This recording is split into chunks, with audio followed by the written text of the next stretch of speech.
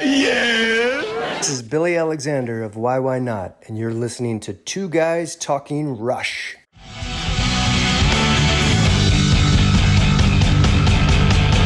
Two guys are talking rush. Two guys are talking rush. Two guys are talking rush. Two guys are talking rush. Two guys.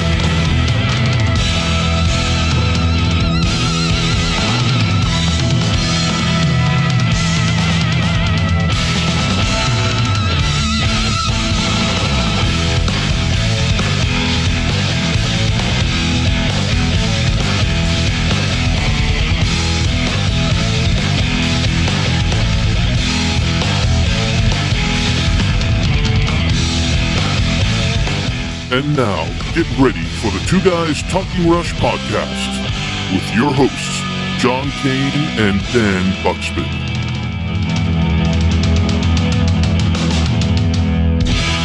Hey folks, this is John Kane and the delightful Dan Buxman, and welcome to episode 58 of the Two Guys Talking Rush podcast.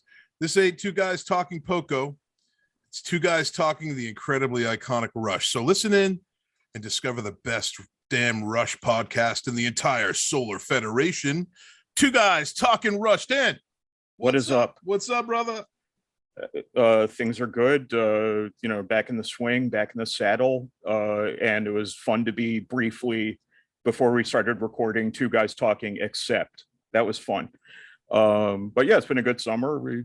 We chilled out, we chillaxed, one might say, and just happy to be back and happy to be back at it. I love this that we do. You got your balls to the wall, man. Dun, dun, dun, dun. Another tangent. Cut. Yeah, tangent on something that has absolutely nothing to do with Rush. But we are metal fans at heart, and we also are Rush fans at heart, and we often make stupid little metal quips or whatever you want to call them on the show. We can't stop. Yeah, so listen, no offense against Poco, but were you ever a Poco fan? No. I mean, there's nothing wrong with them. Yeah. I mean, I do like the Eagles and some stuff like that. Poco, just like I can't really name the song. Yeah, I know. They're like very, we don't want to cause problems. Oh, keep taking a nap. Okay. Yeah. The antithesis of Rush, of course, and that's why we Poco little fun. Poco fun. A little bit. Anyway, well, Dan, it's been a while. We had the summer off, and we had some great guests that were sort of in our pipeline that were sort of exhibited on our podcast over the summer. We had some wonderful videographers that were part of the Rush video legacy and several others that joined us. And we want to thank everyone that has participated in the podcast. And honestly, I want to say thank you to the fans who sort of stuck it out and sent us a lot of emails and given us a lot of feedback and have participated in our show and have downloaded the show and listen in weekly. And we tried our hardest to keep even though Dan and I were taking time off with our families, and we still provided you guys with some really, what I consider some great content. So we hope you all enjoyed it. And, we do it for a reason, because we love Rush and we love our fans, and that's that. So your summer was good, Dan? It was kind of staycation-y. Yeah, but that's okay. And no, it was fine. It was pretty. We just kind of wanted a low-key one this year, and that's exactly what happened. Did you finish that kitten puzzle? No. What I'm doing is I finished all of it except for one piece, and I'm going to let the one piece just be lost forever to drive everyone crazy. So every person who walks by it will just finish the fucking puzzle. God damn it. Every time they see puzzles, it's like it's either they're always unfinished or they're just stacked somewhere, like no one gives a shit. Like, do people still do puzzles? I mean, my kid does puzzles, but no, I mean, I know people my age who do puzzles like all the time. Like, they find great therapeutic value in it. Yeah. I must have abandoned 500 puzzles easily. Like, it's like once I would get like the outside of it with the flat parts. Yeah. Then I'd look and there'd be like, oh wow, there's 800 more pieces, and I have to like fit them in the middle somehow. And then I would go find something else to do. Would you do a Rush puzzle? In a minute. Well, You I would? don't know if I would finish a Rush puzzle, but I would start a Rush puzzle. Yeah, Certainly. that'd be fun. Yeah. Well, listen, guys, this is two guys talking puzzles. Yes, exactly. Yeah. Next, Isn't that exciting? Next, we're talking about knitting. Lots of knitting. Yeah. Extreme knitting. Yarn. I love yarn. Anyway, Yarn is awesome. It is. Yarn is awesome. Well, hey, folks, this show is hosted by fans. Dan and I are fans, and we do it for you, the fans. And our listeners know we are inclusive. Each week, we try to mix it up with good and interesting guests and content, and we want you to join us on this magnificent journey. So definitely send us emails. We want to hear from you. I want to thank all of our previous guests over the summer, and all, how long have we been? We've been on for about 14 months now. Everybody that's been involved with the show, we're up to almost 60 episodes now, and we couldn't have done it without interesting people and conversations and just being part of this huge Rush community, this ever-growing Rush community. Seems like it's just getting bigger and bigger as we sort of move along. This is going to go on forever. Doing this show has convinced me of that. There's just no shortage of interest in it, and I keep seeing like young people getting interested in them for the first time and hearing them for the first time. We're carrying the torch and all that, but this will go on, and that makes me very happy. Yeah, it won't go on if we keep talking about puzzles, though, because we'll lose a lot of people that way. But yarn, definitely. Well, anyway, this past week, or over the past course weeks, we celebrated Neil Peart's birthday, and just want to sort of dedicate this show to Neil and his birthday. And happy birthday, Neil, wherever you are, looking down on us, laughing at all us fools. The guy was a genius. Yeah. You can hear he's probably reading wherever he is. He's reading. Probably, yeah. Seriously, man. I know it's crazy, but happy birthday, Neil. We love you, man. Well, hey, as a reminder, you can hear our podcast on TuneIn, Apple Podcasts, Spotify, Pandora, Simplecast, and others. The show is recorded in video, so please check out our YouTube channel and click subscribe. Please click subscribe. A quick Rush Radio shout out. You can find Rush Radio on the TuneIn app and at rushradio.org. A big thank you to Ed Stinger at rushasaband.com. We love Ed, super guy, and a pioneer in this whole content, this whole sharing of content of Rush with his blog Rush as a Band, and also Power Windows website 2112.net. Thank you very much. Check them out. Another quick shout out to the mighty YYNOT. Their music can be heard in our show's intro. An incredible band, and they're on tour right now. So check them out if you can. We want to hear from you, Rush fans. If you have comments, suggestions, ideas, or questions about the show, please submit them. We'd like to hear from you. Email us at twoguystalkingrush@gmail.com. That is the word two, not the number two. We're always looking for super fans for our Rush Superfan Spotlight. That's another shout out to our Rush Superfan. We had a Rush Superfan show while we were on our sabbatical. Yes. Our Black Sabbatical. Our Black Sabbatical. Very good. You like that? You like that? How about that shit? Hey, I'm wicked smart. Yeah, that was fun. So that was a great episode where we just talked to fans, and that's what we want to do. So we're going to have another Superfan Spotlight. If you think you are a superfan and you want to participate in a Superfan Spotlight show, send us why we should have you on the show. And that could be anything. You have, Rush underwear. You have a Rush tattoo on your, when you shave your head, then it reveals your Rush tattoo on the back of your head. Your grandmother got you into Rush. Yeah. What else can be considered a Rush? One thing that you said that I wanted to sort of follow up on a little bit was that you were inviting fans, if they want to give us topic ideas. Yeah. We have done this before, and there were a couple of episodes that we've done that were kind of like sort of a little bit more esoteric, like Russian religion. Yep. That was spurred on because someone wrote in and wanted to talk about it. So if you're out there and you have an interesting idea and it seems a little like not necessarily the thing you hear all the time on other podcasts, and it's kind of a topic people maybe have not gotten to, we want to hear about that. We're very interested in that. We want to really have a broad scope on this show. Yeah. I don't think people realize how much of an open door we have on Two Guys Talking Rush. It's something we'll never it's I think that's what sets us apart from other podcasts, is that we legit, if a fan emails us and they have a good solid reason why they think they should be on the show, or a good idea, we will share that. We will have you on.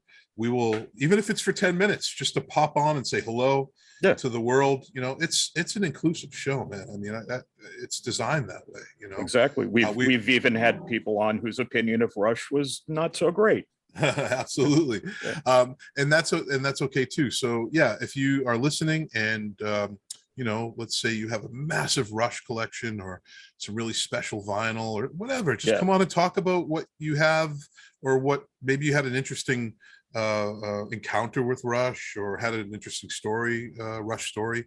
Pop on for 5 minutes, 10 minutes. We'll schedule you and we'll talk about it and tell the world, so that's cool.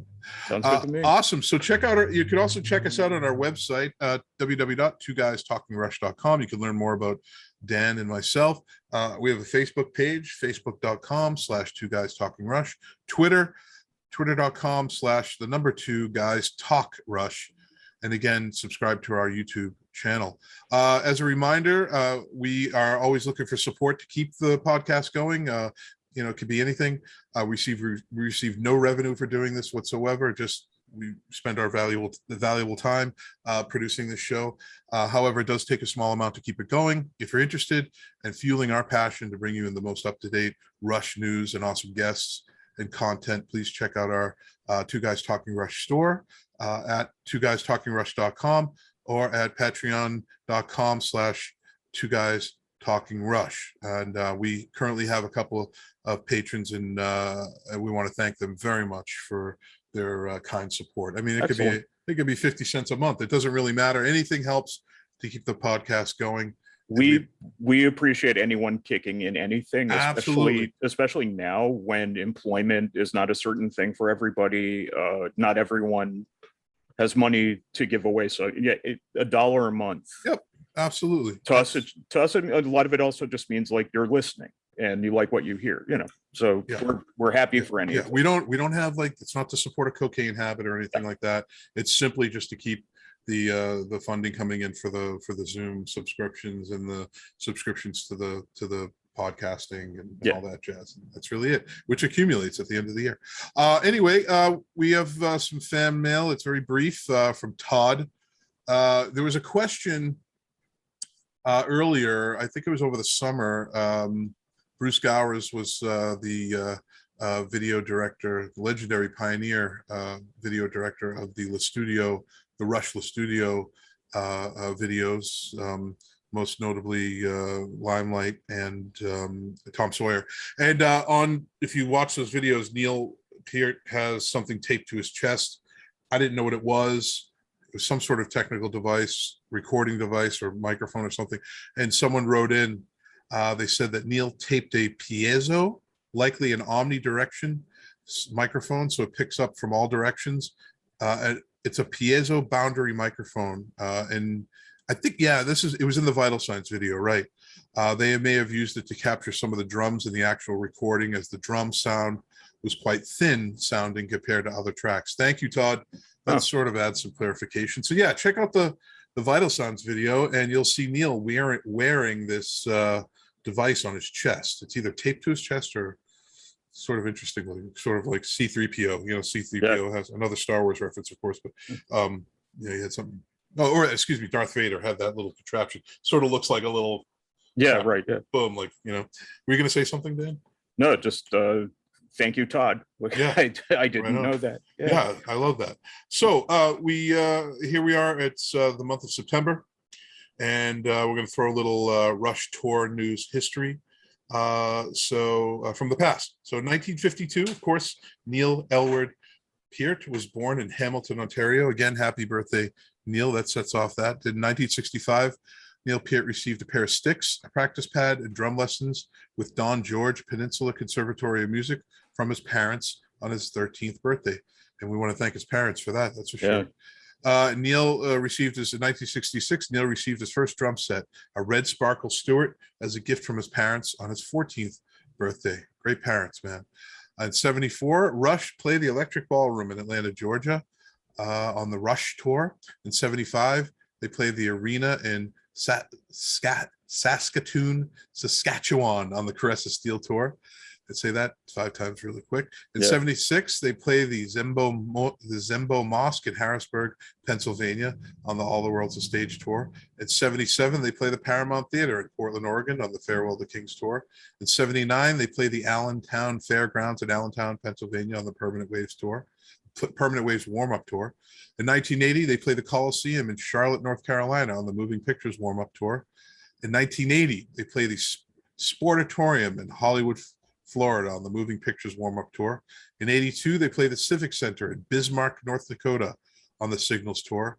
In 82, they play the ISU Mini Dome in Pocatello, Idaho on the Signals tour. I bet you my buddy Mike is from Pocatello.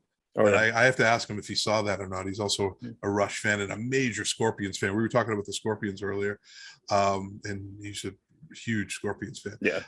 In 83, Rush play the Radio City Music Hall in New York on the Grace Under Pressure warm-up tour. That must have been awesome. That's a great venue. 86, they film Blue Velvet. The film Blue Velvet was released containing multiple uses of the phrase "Now It's Dark," later quoted in the Roll the Bones liner notes. In 2000, Wasted Me was released as a B-side on Three Doors Down's Kryptonite Enhanced Signal. Alex Lifeson produced and plays guitar on that track. Wow, I didn't know he had any facility. No idea that he had anything to do with those guys. One of your favorite bands, Three Doors Down. Oh, love them. Love them. 2002, Rush play the Pengrowth Saddle Dome in Calgary, Alberta on the Vapor Trails tour. Great tour. 2004, Rush play the Manchester Evening News Arena in Manchester, England on the 30th anniversary tour. In 2004, they play the Schuyler Hall in Stuttgart, Germany, probably pronouncing that incorrectly, on the 30th anniversary tour. In 2007, Rush play the John Labatt Centre in London, Ontario on the Snakes and Arrows tour. And that same year, they play the Air Canada Centre in Toronto on the Snakes and Arrows tour. And there's your Rush September history, tour news history there. We always sort of do these flashbacks, 10 years ago, 20 years ago, whatever. And here's a little news quip, a little news piece from September 2011. The title of this article is "Rush's Working Man Makes List of Top 12 Labor Day Songs." Well, and the reason why I thought this was interesting is because we're almost 60 episodes into this podcast, and it was around the summer when we started it, spring, summer, and we of course had a Labor Day. We mentioned "Working Man" as a Labor Day song and got into the history of all that. And I thought this article was interesting. It says here, John Sinkovitz of the Grand Rapids Press compiled a list of a dozen classic songs that celebrate labor or protest its unfairness for a feature in today's edition celebrating Labor Day. It's titled "Whistle While You Work or Not, 12 Labor Day Songs to Pump Up Your Holiday," and Rush's Working Man made the list at number 10. And I thought that was interesting. It goes on to say, for all you working men and women out there, they posted a link to Rush's performance of Working Man as it was televised in 1974 on Canadian Bandstand at the Laura Seckard High School in St. Catharines, Ontario. Really interesting. And Working Man is a great Labor Day song, that's for sure. That was really their only ode to, to labor, basically. When I think back on their other music, I can't really think of another song like that they did those, for blue collar. I know. I'm not saying that it's good that they don't do that anymore, but for what they ended up doing later, it's really interesting that they have that kind of a song that's more like Grand Funk Railroad-esque. I was just going to say Grand Funk Railroad was sort of the dominant voice for sort of blue collar rock back then. Yep. Mm-hmm. And they were massive. We sort of forget that Grand Funk, they sold out Shea Stadium. Yes. Famously, and they were just a massive band. Yeah, they're enormous. I may be wrong about this, but I think that they were kicked off the Led Zeppelin tour because they were going down too well. And they were like, well, we're not going to have any of that. Grand Funk Railroad. Yeah, and raucously loud. They were they were known for their loudness. Cool. Well, anyway, here we move on to recent Rush news. And It says here that Geddy Lee was honored with a Solo Lifetime Achievement Award. Congratulations, Geddy, for his career-spanning philanthropic contributions at the Artists for Peace and Justice Gala in Toronto on September 11th. The gala raised $500,000 to further education in Haiti, which has gone through another devastating and deadly earthquake and is still dealing with the aftermath of the assassination of its former president, Jovenel Moïse. Is it Moy? Am I pronouncing his name? I don't know. Okay. Radio personality George Stroumboulopoulos emceed the event, which also included, I think George's interview. I think George gave a really good interview with Neil on his show. His name it's 1, 2, 3, 4, 6, 7, 8, 9, 10, 11, 12, 13. There's 17 letters in his name, so wow, that's incredible. It's very impressive. Anyway, he emceed the event, rightly so, and Geddy attended the gala with his wife Nancy and daughter Kyla, and he posted some photos on his Instagram along with some comments. And congratulations, Geddy. Well deserved. You know, Geddy's the man. Absolutely. And after the release of their debut album, No Need, in 2000, Wilkes Barre band Strangers with Candy won first place in the MTV's Ultimate Cover Band Contest, landing them a 6-album record deal. Wow, with Universal Republic Records. They then changed their name to Lifer and recruited Rush's Alex Lifeson to produce their 2001 eponymous album. The band broke up soon after, with guitarist Aaron Fink and bassist Mark Klapaski forming the highly successful band Breaking Benjamin, and other members going on to other projects. Back in 2018, Lifer got back together for a reunion show and were inspired to reform the band. They are currently working on a 5-song EP of new songs and were recently interviewed for the Bringing It Backwards podcast to discuss the band's career for future plans. And they talk about working with Alex at around the 28-minute mark. And you could go onto YouTube and listen to that. So that's interesting. I didn't know Alex had any affiliation with Breaking Benjamin. Do you like Breaking Benjamin? Is that a band? This is literally the first I'm hearing that such a band exists. Yeah. Same with Lifer also. But Yeah. I'm completely out of touch, and like that, no one should take that as like that means something. You're out of the touch with the previous generation, or the current generation, or what? I still think of music released in like 1995 as like, oh, this is new. It happens. It happens when you get older. You know, you lose touch a little bit. You do lose touch. Yeah.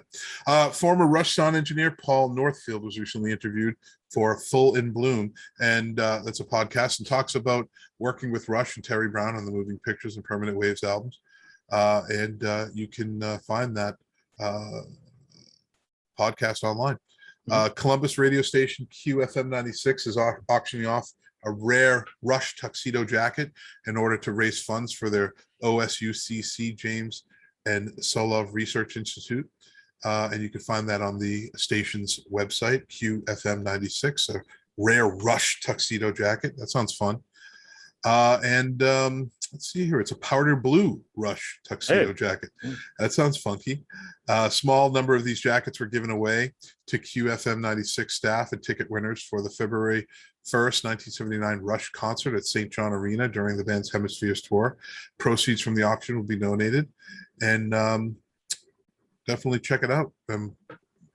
I'd wear a powder blue Rush tuxedo jacket just for that. That's the only tuxedo I could see wearing personally. That's the only way you're getting me into a tuxedo. Absolutely.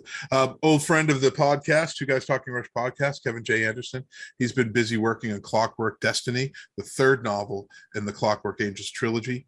Last week, he gave fans a sneak peek of the cover art via social media, which looks great.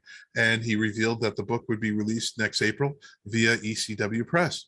Unveiling the amazing cover art for Clockwork Destiny by Kevin J. Anderson and Neil Peart, the painting by Steve Otis. And he says we'll reveal the final cover in pre-order links in a couple of weeks. Anderson began working on the novel in the spring. You can check out his Facebook post where he says Some good news after last week's sad Rush anniversary. I just signed a contract with ECW Press for Clockwork Destiny, the third novel in Clockwork Angels trilogy, based on an idea Neil had while working on the Percussor's Tale. He and I brainstormed the story, and he knew I'd have to write it without him. This is being done with full approval of his wife, and he says back then he was going to begin writing in the spring. Quote, Neil and I plotted one more great adventure with Owen Hardy and this in his last years, and the Steve Otis cover painting perfectly evokes the color and mystery of the Watchmaker's amazing world. I think Clockwork Destiny is my best work. Can't let the professor down. Right on, Kevin J. Anderson. Yeah. He's a great guy and a prolific writer for sure. Yeah. Anyway, Rush's Alex Lifeson is featured on the cover of the upcoming November 2021 issue of Guitar Player magazine. The cover features a photo of Alex with his new Epiphone Les Paul Standard Access, AXCESS, with the tagline of Alex Lifeson, new signature Les Paul, new music, and thrill of a life after Rush. Alongside this quote from the interview, I'm really having a renaissance, he says. Joe Basso conducted the interview and wrote the corresponding article titled New World Man. The magazine also includes a review of Lifeson's new signature guitar written by Jimmy Leslie. Guitar Player has provided a 21-page sample of the issue online. You should check it out. And this includes the cover page of the Alex Lifeson article and the Les Paul signature guitar review. So definitely check that out. That'll be good.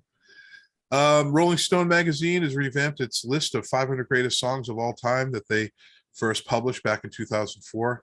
That original list of 500 did not contain any songs by Rush, but their revamped list does include one, and it's Limelight from 81's Moving Pictures album, which came in at number 435. Interesting. No Poco in there, though. I don't know if it's sad. Yeah, damn it. Is 435 also the length of the song Limelight or thereabouts? Yeah, right. Yeah, I know that's a good question. No, it's number 430. It actually comes in at number 435. Yeah, which is anyway, I'm biased. There was yet another. I don't know what the other 434 songs were that people are saying are better, but I don't know there's going to be total agreement on that. Who's making these lists up anyway? There was yet another Rush reference on the popular American quiz show Jeopardy yesterday or several days ago. It was a double Jeopardy, and the category was Prime. Here's the clue. Alex Lifeson co-wrote this Canadian trio's Prime mover. That's easy. And the question was, you guessed it, who is Rush? The contestant answered correctly as well, and seems to have love affair with Rush and have used the band in many clues over the last several years. So right on to Jeopardy. Yeah. We had Rush Jeopardy on this show. We did. Yeah. Which is kind of a coincidence that this came up. We didn't really plan for that, but it's sort of we were able to stump them a couple of times. We pulled it off. Very proud of myself. That was good. Yeah, definitely. So we're referencing our upcoming guests for this podcast, which we haven't revealed yet. But we did have a Rush Jeopardy component to the show. Rush, in partnership with Toronto's Henderson Brewing Company, released the world's first Rush branded beer this past month. It's called Rush Canadian Golden Ale, and that sounds really good. Hell yeah. It comes in a beautiful golden can featuring Rush Starman logo, and is available across in stores across Ontario, with planned distribution across Canada coming at a future date. You can also access a list of Ontario stores selling the beer via the Liquor Control Board of Ontario's website. Canadians can also order the beer online, and although you can't ship the alcohol across the border, they do have some water-filled cans for sale that they could ship. Oh, okay. Oh, wow. They also have other Rush products like tumblers, coasters, T-shirts, and more. And you could find that information online with the Henderson Brewing Company. Just send it to the U.S. What's the big deal? We get Labatt's, we get I know Canadian beer. What's the problem then? They can't do it right now for whatever. I mean, it'll get worked out eventually, I'm sure. My hope is that it's better than the Iron Maiden beer, which I was like. Did you drink that? The Trooper beer? I was heartbroken because it wasn't even nasty. It was just really weak and mediocre and just kind of it has, I mean, it has like Eddie on the bottom. Yeah, it looks cool. Do something. Yeah. It's like, come on. Kick my ass. Yeah, kick my ass. Exactly. Yeah. Nothing. Totally mediocre. Sadness. Yeah. I like it. I like a nice golden ale. I like it. Just reading it sounds delicious, and just to have those cans, that'd be kind of cool. They're going to be collectible someday. Oh hell yeah. That's why people want the water-filled ones. I know. They just want the can. That's all they want is just the can. I know. If anybody wants to send Two Guys Talking Rush some water-filled Rush Canadian Golden Ale cans, please do.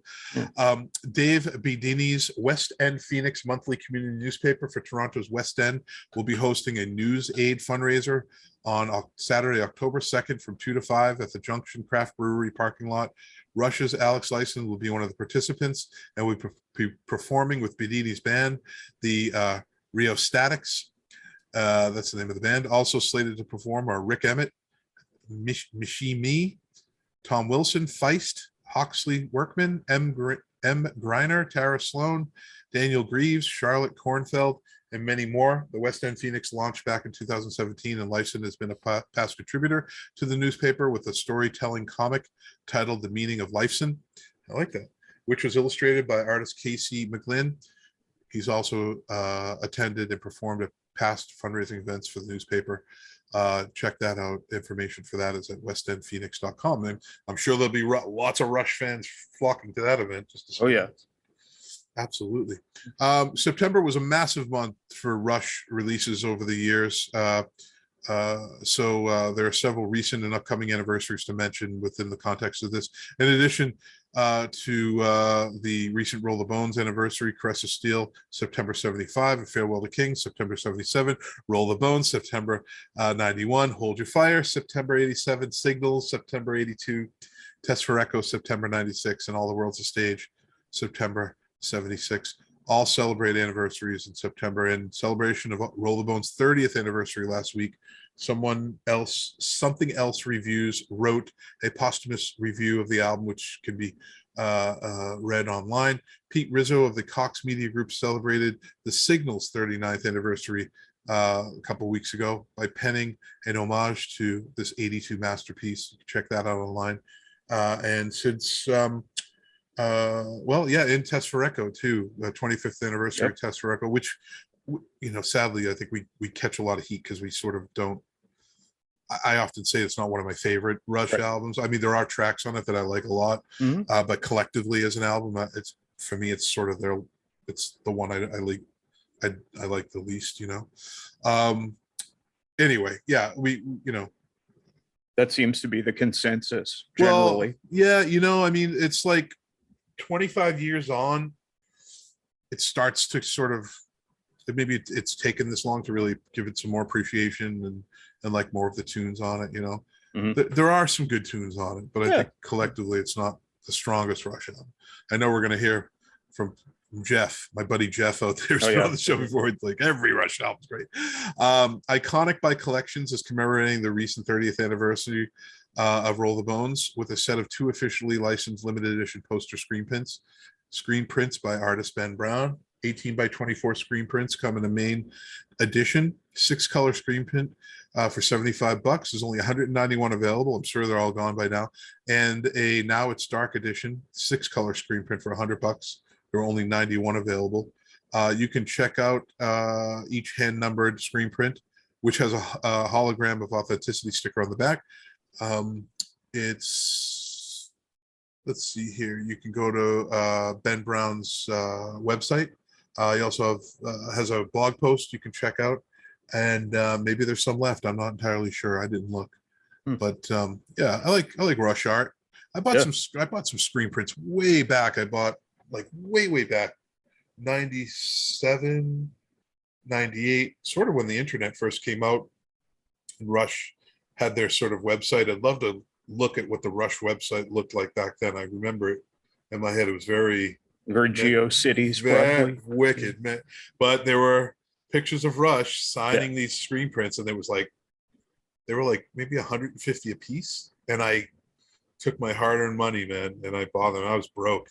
I still have them. They're pretty cool, and they're signed by the entire band, which is really cool because it's a hard thing to get as a for Rush collectors. It's something signed by the entire band. Yeah. So that's cool. Lots of stuff going on, and let's see here. Yeah, we had in future episodes, or excuse me, past episodes, we had folks on from the Neil Peart Commemorative Task Force, which we're putting up a memorial, and there's some recent news on that. As we all know, that Neil grew up in St. Catharines, Ontario, community of Port Dalhousie on the lakefront home, Lakeside Park, which is inspired the lyrics of the 75 Rush song. Last year, the St. Catharines City Council, with full support of the community, voted to name the newly rebuilt pavilion Lakeside Park at Lakeside Park, the Neil Peart Pavilion at Lakeside Park, in honor of the hometown icon who passed away in January of 2020. The council established the Neil Peart Commemorative Task Force with the objective to commission a public work of art commemorating Peart's life and legacy. Earlier this year, the city officially began welcoming artists to submit requests for pre-qualification. We had Chris O'Connor on, I believe his name, and he talked about that. This is at the city's website, and they were accepting submissions through March 29th. Just recently, the task force revealed a very short list of artists and officially launched a fundraising campaign for the memorial. You can get all the details on their website at www.engagestc.ca/Neil-Peart. That's www.engagestc.ca//Neil-Peart, and you can see who the short list of artists are and where they're going. So it's going to be cool. I'm curious about how the memorial is going to look. So that's pretty cool. People will have opinions too, I think. Absolutely. Oh yeah, I'm sure. Lots. I know. Well, I'm sure everybody's heard this. Bare Naked Ladies frontman Ed Robertson, another one of Dan's favorite bands, Bare Naked Ladies.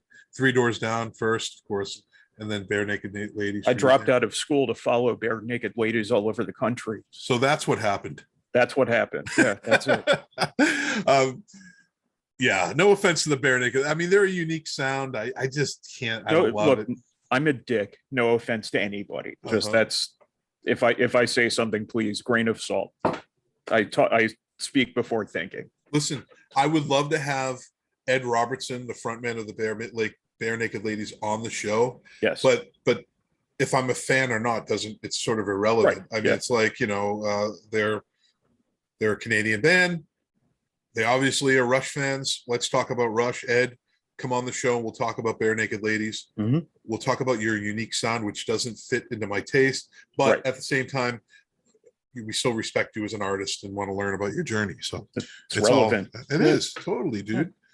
Yeah. So Ed Robertson of the Bare Naked Ladies was recently interviewed for Classic Rock magazine's upcoming issue to talk about the band's new album, Detour, Deforce, among other subjects.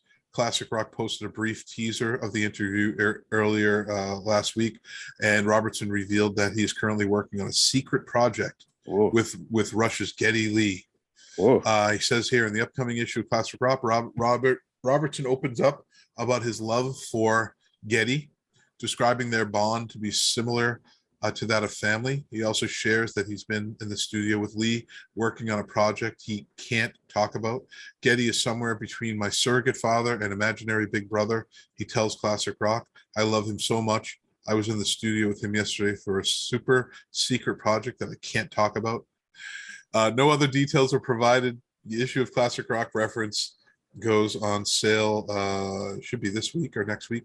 And Bare Naked Ladies and Rush have crossed paths many times in the past. Geddy indirectly contributed to Bare Naked Ladies' new album by letting them borrow his Taurus bass pedals, as Robertson and bassist Jim Cregan have both described in many recent interviews.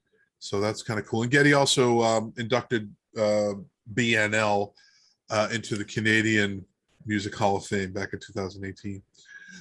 Cinema Strangiato director's cut was shown in theaters worldwide. I missed it completely. Like I'd go to all those things, but it came and went so fast. I felt like that there wasn't even I didn't even have an opportunity to see where it was playing. WTF. Much less go there to see it. Yeah. WTF, dude. Like I would have went. It really came and went really quickly. Since the event had been billed as a celebration of the 40th anniversary of moving pictures, it was expected that the film would include some kind of official announcement of the anticipated moving pictures 40th anniversary box set release. Instead, fans were treated to a pre-movie advertisement for an upcoming re-release of the band's greatest hits. The band's 2010 greatest hits, question mark. I don't know what that means. Otherwise, the director's cut was essentially the same film that was shown in theaters 2 years ago. Bummer. But with the addition of One Little Victory and Red Barchetta, as well as Cygnus X1 and the story so far, featuring Neil's final recorded drum solo masterpiece, all of which are readily available for watching on the 2015 DVD Blu-ray. It's cool to go to a theater and see a Rush thing. Yeah, I like that. Yeah. Well, anyway, as we know, the show's dedicated to Neil Peart's 69th birthday. We miss him so much, and it's never going to be the same. I mean, what can you say? It's like sort of sometimes it feels like we're grabbing onto the muddy banks of a slippery slope when we're trying to hold on to the legacy of Rush. Like we really want to find new things to talk about. We want to sort of revel in their legacy as much as we possibly can. But it's never going to be the same without Neil. There's not going to be another tour. There's not going to be another album. It's always going to be a recycling of something that has already come out. There's only so many re-releases and new material, that unreleased material that's going to come out. So, I'm sort of venting a little bit, but he's left such a huge hole in the music industry and the Rush family. It's just, it's a bummer. It was like having one of the legs on the chair you're sitting on yanked away. Yeah. And before that, you had never considered that could even happen. On January 9th, 2020, Neil Peart being, not being alive anymore was probably the last thing on my mind. Yeah. And I still have to remind myself, like, yeah, that's it. There is no more.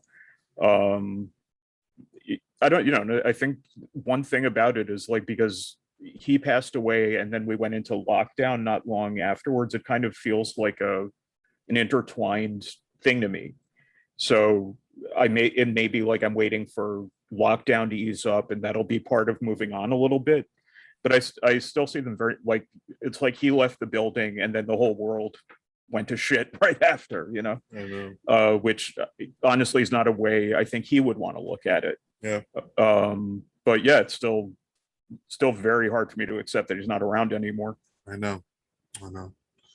Well, not to be a downer, guys, but it is Neil's. We just celebrated Neil's birthday, and we just want to again wish Neil a happy birthday and just let him know wherever he is. He's on our minds. And with that said, and we've mentioned this before, it seems like the Rush universe is growing in some way. There are more Rush tribute bands than ever now. Yeah. There's a lot more fundraisers and events that are sort of centered around the idea of Rush's music and a collection of the Rush family and gatherings, which is great. In particular, Rush Fest Scotland, which sponsored the release of an album of Rush songs dedicated to the drummer, titled Tribute Songs for Neil, Volume 1. And this was Volume 1, and this is organized by Steve Brown in Scotland. He's been on the show, and he's on this show, and that's why I'm mentioning him. Along with this collection of songs, YYNOT are on this new album that Steve has put together, and YYNOT is on the show as well. So we have a double bill here. We have Steve Brown and we have YYNOT on this episode of Two Guys Talking Rush. And just as a reminder, the album that's coming up, or the previous album, Volume 1, was all Rush tribute bands and musicians from all around the world. Proceeds from the sales of that album were split equally between two charities, the Glioblastoma Foundation Neil Peart Research Award in the USA and the Cancer Support Scotland. And they're basically, Rush Fest is following up. Steve Brown has organized this. He's a great guy. He's following up that release with The Stars Look Down, Songs for Neil Volume 2, which was released, I believe, just recently released. And for Neil's, it says here, released in celebration of Neil's birthday, which is cool.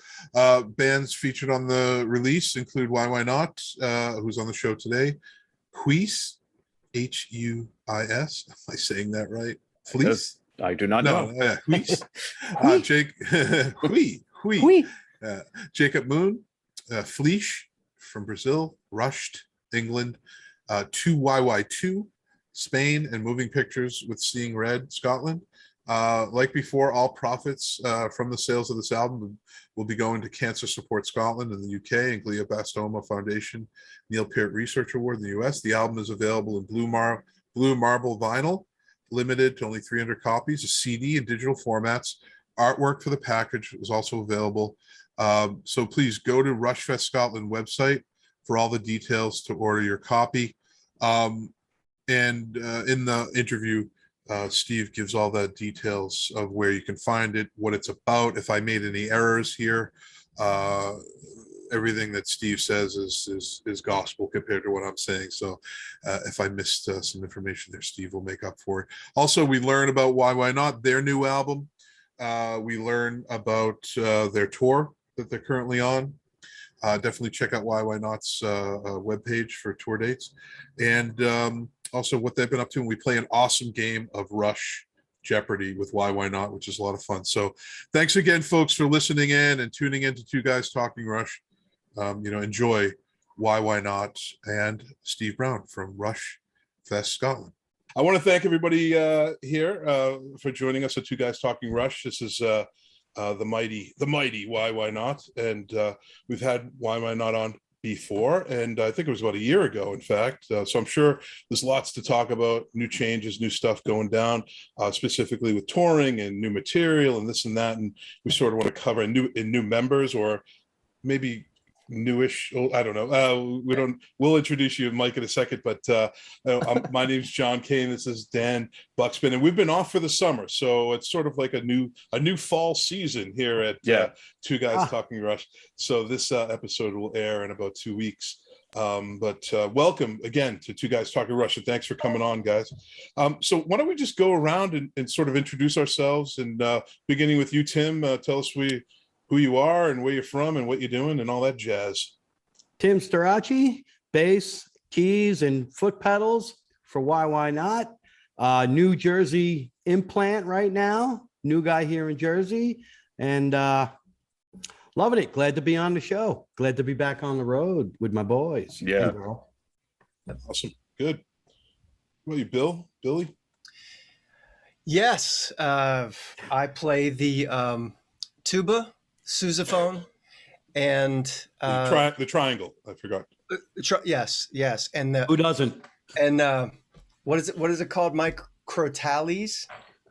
Oh, sure. I think so. Yeah, close enough. Yeah. No, I just walk out into the opening to YYZ, and then I just walk off stage, and these guys do the rest. Yeah. It's very impressive. I got to say, it's very impressive. Sorry. So guitar, and the whatever else I can. Saxophone. Yeah. Sousaphone. The sousaphone. Ooh, the oboe. Mike Hetzel, you're not new. I feel like I've seen your face all over the YYNOT videos, but this is sort of like you are now officially part of the YYNOT force. So talk about who you are and welcome. Yeah, man. Thank you. Yeah, I mean, we did our first official show 2 weeks ago, whatever it was.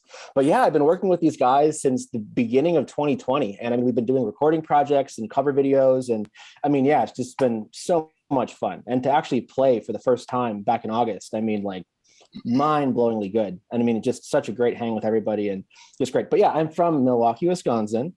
Currently sitting there right now. And I play drums, percussion, cowbell, triangles, doohickeys. It's a lot of fun. Doohickeys. Oh. Yeah. Well, we're missing a member here. So what's going on? Rocky. Yes. He's at a wedding. She's performing. Oh. And I think it's just wanted to make that clarification. Yeah. Not her. She's not actually getting married. And I don't remember the details, but I think she's like, they flew her out to perform and sing for this event. Wow. I think it might have even been a YYNOT fan who wanted her to fly out there and do this thing. That's incredible. So yeah, so she sends her apologies. So yeah, no worries. Rocky's awesome, and business is business, right? Yeah. We're not, she's getting paid, and you can't compete against that, of No. course. But which one of you could sort of give, well, it would be maybe Tim or Billy, the origin story of, just to summarize and get folks up to speed for new listeners to the podcast, or even new listeners to YYNOT, what the origin story is of YYNOT, and also how would you describe YYNOT's music? So. Well, I guess it started for me in 2015 on the R40 tour here in Irvine, California. And while they were going back in reverse in the sequence, we all know, I started getting really nostalgic, and just this idea popped in my head of just, because I'm a producer and have a studio and stuff. And I just thought I'd like to do, just for fun as an exercise, a little mock-up tune that sort of had a lot of very overt, obvious Rush-esque sound to it, just really as a goof. And I gave it the name YYNOT also, just as just a throwaway. And then it caught on, it got around, and then through the process of some Rush groups, I saw Tim kept popping up playing this Rickenbacker, and just from from here down. Oh, wow, that was this era, right? But I was like, but I was like, holy smokes, listen to this guy. And it was the most sort of authentic sounding sort of early 70s, early 80s, whatever, period of the Geddy Lee bass, and just phenomenal chops. And then he was doing covers, and I just basically invited myself, I guess, to join. And then we just started doing it kind of for fun, and then wanted to find somebody to sing it. So friend here recommended Rocky. She had just graduated from high school, and she came in and did Hemispheres top to bottom in one shot on video, and the whole first side, right, Tim? 18 minutes, 8 seconds. Wow. Yeah, she just learned it and came in and sang it top to bottom, and then we just kind of cobbled together the cover video. Again, just fun. As far as the music, I mean, obviously, it's, since we turned into a bit of a hybrid of covering early Rush and on video, and then started with this original tune I wrote, it just kind of made sense to sort of keep that going for fun. And then again, it just continued to snowball, and then it turned into a live band, and then just kind of here we are. So even the original stuff is sort of always has that very honored tradition of the little Rush type stuff of being kind of progressive yet melodic, yet all that stuff. Yes, yeah, I mean, you are. It's sort of interesting because I've been in bands before, and they've been okay bands. They haven't been great bands, but nothing as complex as what you're doing now regarding the musicianship and the sort of landscape of the tunes. But how difficult is it to not get pigeonholed as a Rush tribute act while also trying to exhibit your talents as an original musician? I mean, that must be very challenging. Well, you're always walking that tightrope, and it's obvious. It's one of those things where if we started tomorrow, said, hey, let's completely change the sound and go full, bring a lot of our Zeppelin influences or Beatle-esque stuff, then the people who have kind of followed us to this point would be like, well, what are you doing? And then also with shows, it wouldn't really work as well. We do sort of 50% Rush material, 50% original material. So that's kind of the way it goes. You're going to have people that are going to be dismissive of it as just being just a whatever they want to say about it. Sure. But to us, we feel like if you listen long enough, you'll hear our own individuality. You'll hear that the songs stand on their own. I feel, whether you have a chorus effect on the guitar or you don't, but we just like to sort of bedazzle a lot of the arrangements with that kind of thing, just to kind of have fun with it and keep it within the framework of what we've been doing to this point. A lot of people seem to get it and appreciate it and enjoy it, but you're going to have naysayers no matter what you do or don't do anyway. So that's just how it's gone. These guys can answer for themselves, but that's my opinion of it. If I may. Yeah, of course, Tim. Obviously, in the beginning, we were obviously given Billy with his writing, a huge nod to Rush. We never copped any riffs or did anything like that. But you were writing with, you know, an obvious like, hey, where this is a nod to the boys, da da da da da.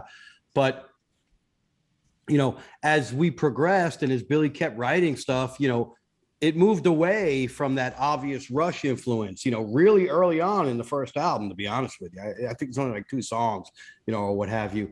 But, you know, the fan base we have, you know, they tend to take our stuff and relate it to stuff that they, you know, can relate to in particular Rush songs, you know, and they really couldn't be further apart, you know, except that, you know, we're riffing and we sound like that. And, you know, that's kind of our vibey thing, you know? So it especially in the later stuff, like the Resonance album and Light and Shade, the new album, you know, I think it's, you know, all of the similarities, you know, really should be, you know, clear that we're not copping Rush, you know, but you know, I equate it like this. You know, there's people who love jam band music, right? And I guess the origins of jam band I don't music, know any of those people. Yeah, sure. There's origins to that music that are related to the Grateful Dead. Yet that jam band may not play all Grateful Dead, but they will break out into some bad tunes, and it's very fluid. You know, it's just, what's the difference? You know, it's just a genre of music that you're celebrating, and Rush in many ways has created a genre and style of music that we like. That's much different than Yes. I mean, you know, Yes has its own landscape, right? And ELP has their own landscape and sound, and of course Rush has developed and etched their own sort of carved that path, you know. So that's cool. The point I was trying to make, though, yes, although heavily convoluted, was that we're flattered. Absolutely. Why didn't you just say that then? You know what I mean? You wasted expensive airtime here. Well, Jesus you know. How much I pay for this Zoom membership? I'm just kidding. That's funny. So with that, with respect to that, because I listen to YYNOT a lot, and I listen to rushradio.org, which we've talked about before, how they really have attached a lot of the filler outside of Rush to YYNOT. They've dedicated a lot of airtime to YYNOT rather than other bands. Yeah, it's awesome. Rush Radio is awesome. And I've listened to a lot of songs. So I'll listen to a song and say, oh, there's an essence of, you know, Farewell to Kings there. And there's this song spotted with say it's a reverse Spirit to Radio riff or something, you know. Billy, when you're sort of constructing the songs and you want to capture the sound of Rush, how do you do that? Like, do you sort of listen to, are you in the mood for a particular Rush tune and then you sort of try to evoke that through the effects, or like, how does that work for you? How do you do it? Well, you know, early on from the first 2 songs, I'd say that was kind of more the case. It was just like, you know, well, let's see, if I imagine that there was a not as good track that fell off the truck of the moving picture album, what would that be? You know, and kind of get into that mindset. Yeah. And then, really rub up close against some sounds and riffs, you know, to be very sort of wink naughty, you know. But then after the first 2 songs, I started really just writing what I felt like writing with, you know, Tim's playing in mind, with Rocky's voice in mind, and just really just writing songs and coming up with arrangements that hopefully have lasting melodies and riffs that carry your interest and have energy, and also are arranged in a way that we can perform them live without extra musicians or backing tracks, or just keep it really a raw bass, guitar, drum essence. So that's really my only thinking anymore. I don't really put on a Rush album and go, let me write one that sounds a little bit like Limelight. I mean, I definitely don't do that. People will say that. They'll point out that song sounds like Circumstances. And then it won't even occur to me until I'll kind of listen. I'll go, well, I see what you're thinking, but that's not what I was thinking. Yeah. Right. Absolutely, man. Absolutely. You know? You were talking about Rocky a little bit there. Her voice has certainly developed over your albums and over time, and it's matured, I should say. How do you, since Rocky's not here to talk about it, she certainly adds a whole layer of complexity on top of the already complex music. It's sort of like it elevates it. You know, it's not a dude singing. It's a female. You know, and she's young, and it's sort of interesting that she's young and she's singing her heart out to Rush music, right? And on top of a sort of a complex proggy landscape of music. So, how do you define all this? It's sort of an anomaly here, like, wow, how does that happen? Well, the more I got to know Rocky, the more I thought, because she'll do whatever. We had a song called Kingdom Come, which I was kind of going for the highest possible range Geddy Lee did during Hemispheres and all that stuff. Yeah. And she did it, but then I started getting to know her range and her sweet spot. And writing in those keys and writing melodies that fit more. And then when producing the sessions with her, try to pull out more of, it's like, I want more of her personal style to start coming out, as opposed to when she does a cover of a Rush song, she's very much wants to honor the band and the Geddy Lee style and phrases. But when we're doing original stuff, I kind of want her to be, all of us too, Mike included with his drumming, like he just really, there's an encouragement now that it's like we have the freedom, I think, to just kind of go, let's start being ourselves in this world, in this framework, and express our own ideas and influences separate from just our heroes from Canada. You know what I mean? Absolutely. Yeah. Rocky's sort of like the secret weapon in a lot of ways. Yes. It really is, man. Yeah. Sorry, Tim, I know you thought you were the secret weapon, but I didn't mean to. No, I've called Rocky the secret weapon since day one. Day one. Yeah. The secret weapon, Rocky Absolutely. Gooner. Absolutely, man. Mike, how do you prepare for such a daunting job and playing all these parts and were you a Rush? I mean, stupid question. Were you a Rush fan before you met YYNOT? But how much of a Rush? If you were to measure your Rush fanhood before YYNOT, how do you compete? Well, so I think it started for me back in maybe about 2002, 2003. My first real introduction to Rush was the Rush in Rio live DVD. Sure. And I obsessed over that DVD for like 2 years straight. Like it's all I watched because I loved it. So, and through high school and everything else, I loved Rush. I listened to Rush all the time. And that's really where I sort of cut my teeth on that music. Like I really got my head into it and everything else. And then, as I got a little bit older, I started gravitating towards other influences like jazz fusion type stuff or like, more progressive metal type music. Absolutely. But Rush, and it was just so great. And to answer your question, like how to prepare for something like this, really, it's just all about just listening to it so much. And it's like you can play it as much as you want, but really, it's just listening to it, getting your head around it, and just sort of, especially when you're playing drum parts, kind of like the drum parts that Neil would write. They're so composed, and you have to kind of know and understand, like, okay, like it does this sort of a vibe in the beginning, and then it builds the fills throughout the next verses, builds the fills throughout the next choruses. And just to be able to remember all of that and remember the sequence of everything.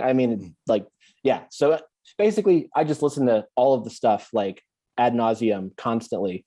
And then when you go to play it, it just sort of is there. Did you ever see the band live? Were you able to ever see them live? Oh yeah. I've seen them. Good. I think I saw them. The first time I saw them was on the Snakes and Arrows tour in 2007. Cool. And I saw them, I think 6 times total. Cool. And I didn't go to the last show at the Forum in LA, even though I was living in LA when they did the show. But it was like, I couldn't get good seats, and it was just like, well, whatever. But now I completely regret it, of course. Yeah. So YYNOT plays Rush music up until a certain point in Rush, right? You don't get into the post Grace Under Pressure era, right? You don't touch any of that? We do. You do? Oh, okay. I didn't know. Song, right? I think we play a song or two from that rap. Oh, record. okay. Body Electric and Body Cool. Electric. Oh, wow. Digital Manish. That Signals. Oh, I don't know Yeah. if I've ever heard you guys play anything off of Grace Under Pressure. Wow. Yep. Mhm. Okay, that's cool. Do you stop anywhere? Do you just not touch anything? Or because I know you I think you might have mentioned, I don't know why I think that, but you might have mentioned that we just stay with the first 15 years. We did something off Counterparts before Oh, okay. live, but Animate, right? Yeah. Oh, wow. Yeah, we did that. That's But cool. it's just kind of like not our wheelhouse Right. type stuff, Yeah.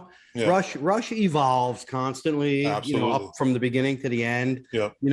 And rather than try to, fit into a mold that we really don't fit into that well. You know, like Billy will back me up on this one. You know, we do better with the more aggressive, swaggy, you know, more rock and roll Rush, early type of rock, stuff, early you know, 70s that we rock. grew up on, you know? Yeah, absolutely. Dan, do you have anything? Oh, well, yeah, I mean, I was just thinking we had the Rush tribute project on once, and that, you know, it's very important to them to cover every era, everything. And like, you could throw almost any song at them from any time, you know, it means a lot to them to be able to do that. But I mean, you guys, my sense is it's more about doing what comes naturally than about trying to prove something that, you know, we know this and we know this and we know this. Well, no, Like I mean, you know, we're not going to go half-assed and do stuff just because it's part of the catalog. We prefer to do it whole-assed, and we prefer to do it all the way. Nice whole ass. And You must use the I'm whole not going to ass. try to paint my ceiling because I suck at it, just because I could say I did. You're a health food. He's a health food nut. He's That's a all I whole got ass. No, you got to use the whole ass. I totally. Oh yeah, you got to use the whole ass. The other problem we have is that we don't, you know, some of these bands probably live near each other and actually get to reverse. We don't get to rehearse. Right. Yes. So even talk about that. What is that? How? Yeah, that's another. I mean, it's very difficult. Yeah. The other thing too is we have 3 albums now of original material, and you know, we can't play a 4-hour show and do, you know, I mean, I guess we technically could, but then the audience would slowly, you know, fall asleep or walk out. Sure. But so there's so many choices we can make to put in like a 2.5-hour show and still get representation off of our own albums in there. So yeah, it's that, and back to the not rehearsing, it's very difficult because we have to do everything based off of homework, show up at sound check, get a 20-minute sound check, hit the stage, play with no breaks all the way for 2.5 hours, and hope we land on our feet. And sometimes we don't. Well, we twist an ankle every now and then. Yeah. But we never broke a leg. Yeah. That's true. But yeah, so totally. That's really just the name of the game for us. Unfortunately, I mean, it's so yeah, to have like a whole catalog of songs ready at the ready, we would need to probably live near each other and be able to touch base and rehearse more than once a year. Yeah. And plus, I'll say it again, with the Secret Weapon, you know, our wheelhouse is that early Rush, you know, so that's where we stick with that. Yeah. You know, it's what we do best, so we stay there. Right. That's mostly my favorite era of the band too. Is, you know, I mean, I like everything pretty much, but there's definitely like one block of time where I'm like, that's it for me. That's, you know, that's what I keep going back to. So I mean, yeah, I get it. If I was in a band that was like purely a Rush cover band and did no original material whatsoever, it might be more important to try to learn everything. But you guys do original material, and you want to be, there's more to you than just, you know, hey, check us out doing these Rush covers. That, you know, there's a lot more to it than that. Yeah, but I could totally see Rocky singing something off of "Hold Your Fire." You know, I mean, I'm sure she's able and capable. Oh, absolutely, singing all of it. But there's what do you want to do? Yeah. Then we get into the thing of playing to everyone's strengths. Right. Tim is, to me, he's the best bass player I've ever worked with. I don't want him to get off of those 4 strings and go over and play keyboards. I'm sorry. I mean, he You're not alone, Bill.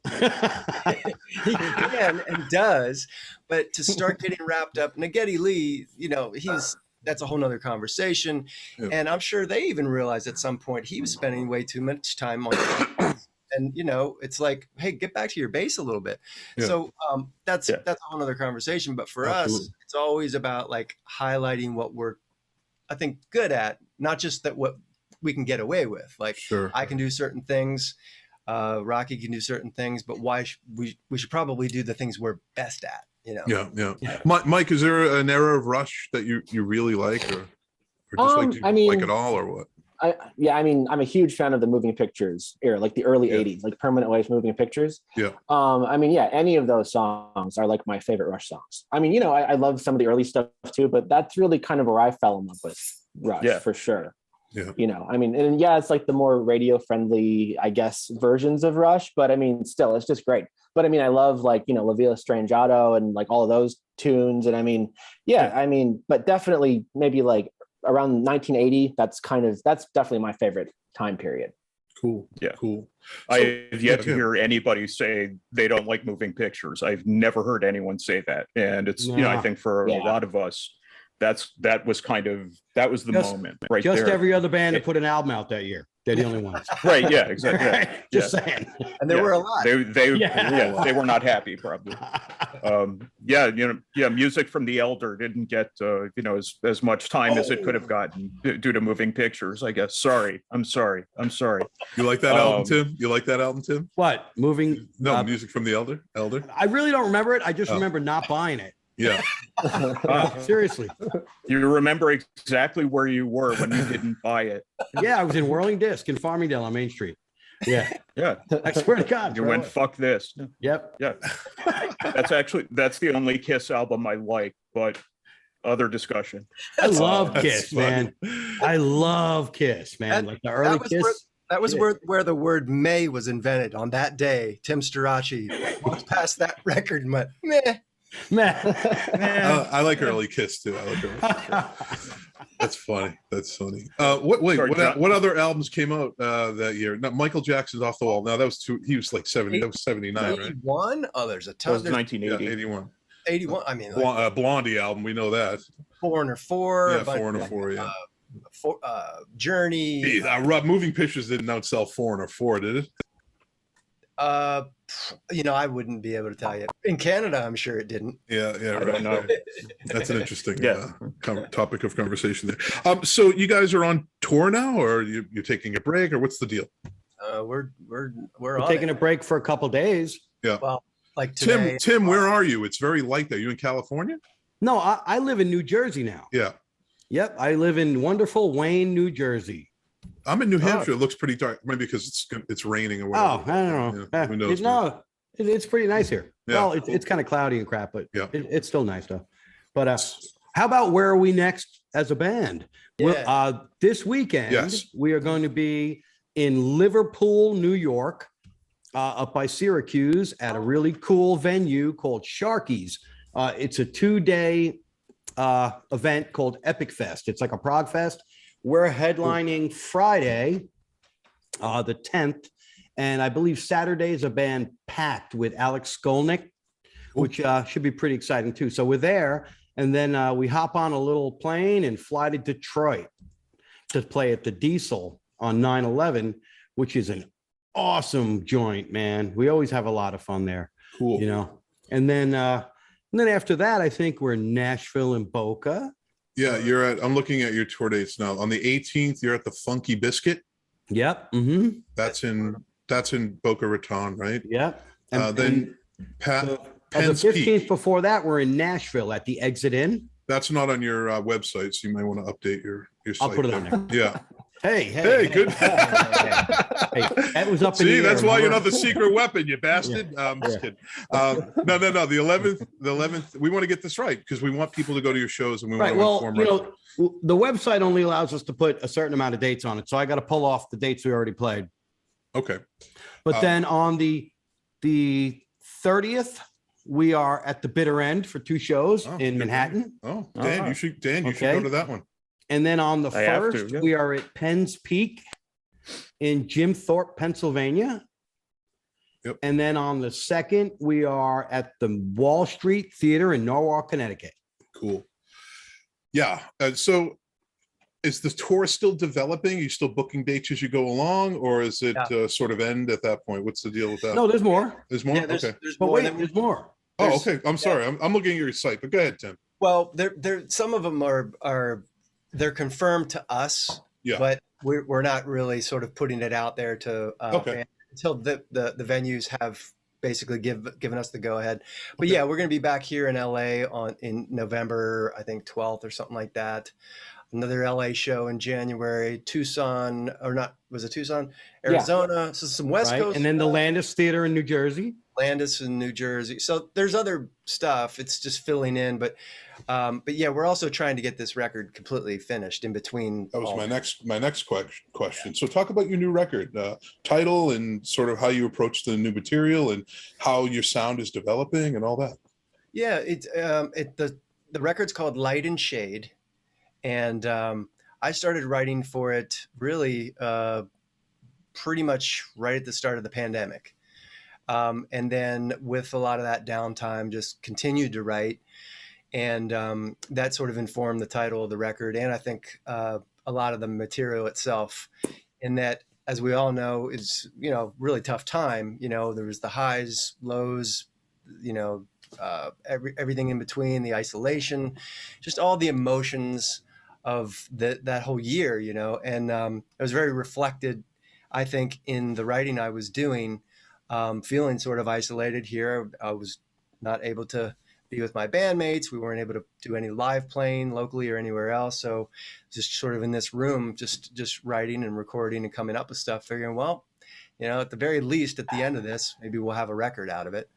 And that's basically, I think, what has made the record sound a little different than previous things. Also a little bit more focus on, again, our original, no pun intended, sound that we can bring, that's a little bit separate from the sort of the cheeky wink and nod to the Rush thing. So I think people will hear a little bit more of a depth to the music and some of the songs, and Mike is just, his playing is just really brought so much to the table. It's just changed a lot. And as you mentioned, Rocky maturing vocally and all that stuff, and just really finding a little bit more of our voice.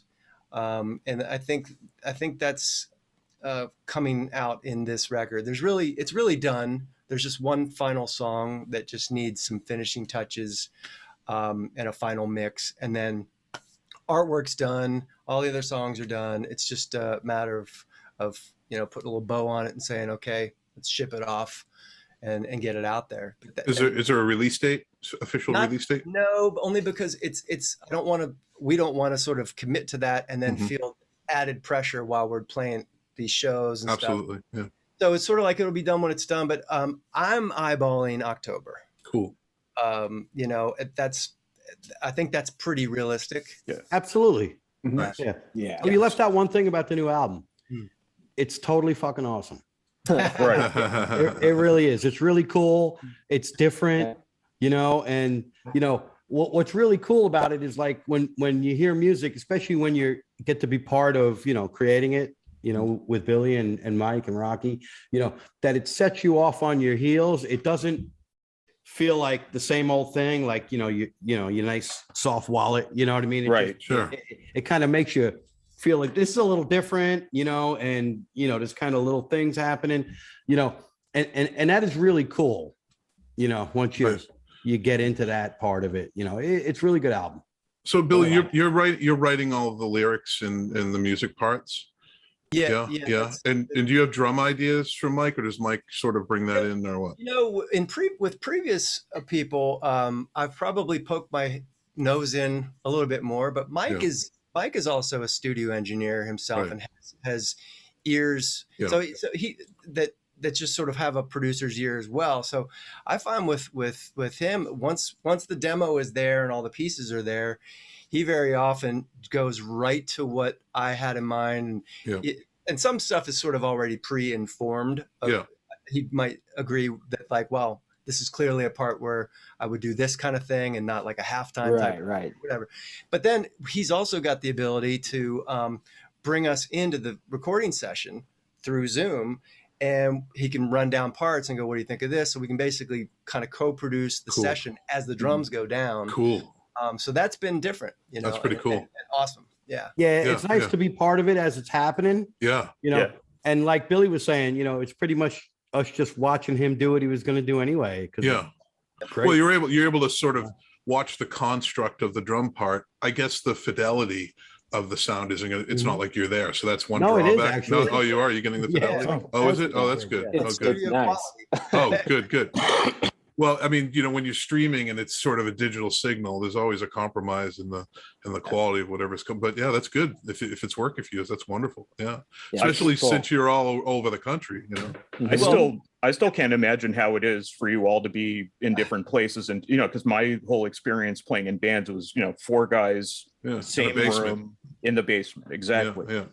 So my impression is that it would be much harder to do it this way, but it sounds like in a lot of ways, not that it's easier, but in a lot of ways it's actually at least not as hard as I'm thinking it is.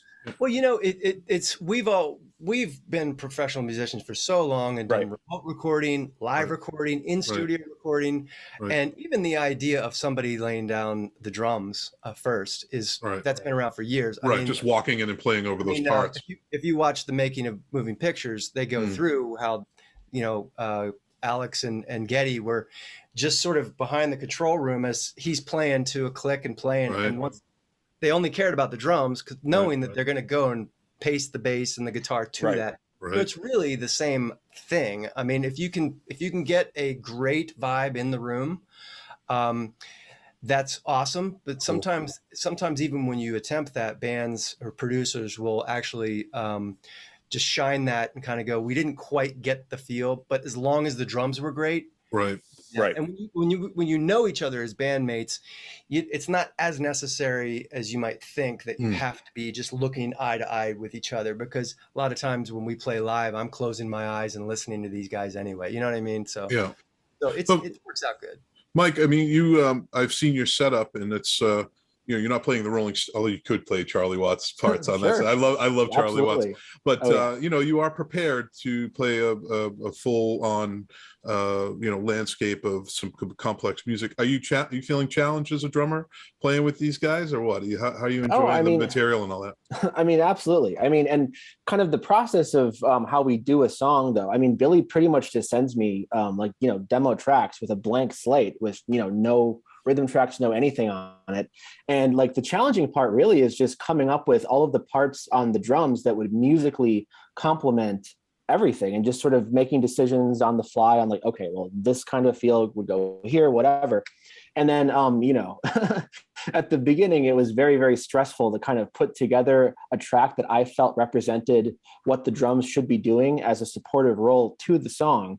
And then, I'd send out the demo to them, and then we'd do a couple of tweaks or whatever. And the more we've been doing it, the more comfortable I've definitely been getting. And I feel like we're definitely, at least for me, I'm definitely getting used to at least what is sort of expected in the material and sort of what I expect for myself as playing the material. But I mean, absolutely, it's definitely a challenge, because I feel like we do have to keep the bar set very high, especially on like the drum parts in this band. I feel like there's been such great material in the past. So going forward, I feel like I need to bring it. You know what I mean? So you feel challenged. That's good. Yeah. I mean, it's nothing worse than, being prepared and ready for something and not feeling challenged, feeling like you can't express yourself completely. That's good. Yeah. And sometimes drummers get forgotten about in that way, like I think for all you guys, you're playing at top level and it shows. I gotta say, I'm picky about music. I wouldn't just have you guys on this show, and Dan and I wouldn't have you on the show if we didn't like you, and like the music. And that's true, and I think, watching Tim and his you were doing it for a while. I don't know if you're doing it anymore. Your little bass sort of playing along with the Rush stuff. And just, I haven't had time to do that. That's lately. okay. You did it enough. I mean, it was good. We got a taste for your passion and your level of playing. And it was like, and then Billy, you could hear the emotions and the meaningfulness in the lyrics and the style of playing. It comes through so wonderfully. And Mike, watching your drum parts, I know that there have been other drummers for YYNOT before you, but seeing you on your kit and playing precisely and playing along to the YYNOT, it just complements everything. I mean, you guys have a good formula, and with Rocky, of course, and her what more can you say? She's sort of just been groomed to to be a singer in this way, right? And she loves rock and roll, and that's really sort of unique. So yeah, I think YYNOT's just a fabulous band, and you get fabulous music. We use Kingdom Come in the intro of the show, and people love it all. You know, everybody says everything about it. You know, they just love it. So that's a cool thing. You know. Two guys are talking, brush two guys are talking, brush two guys are talking, brush two guys are talking, brush two guys.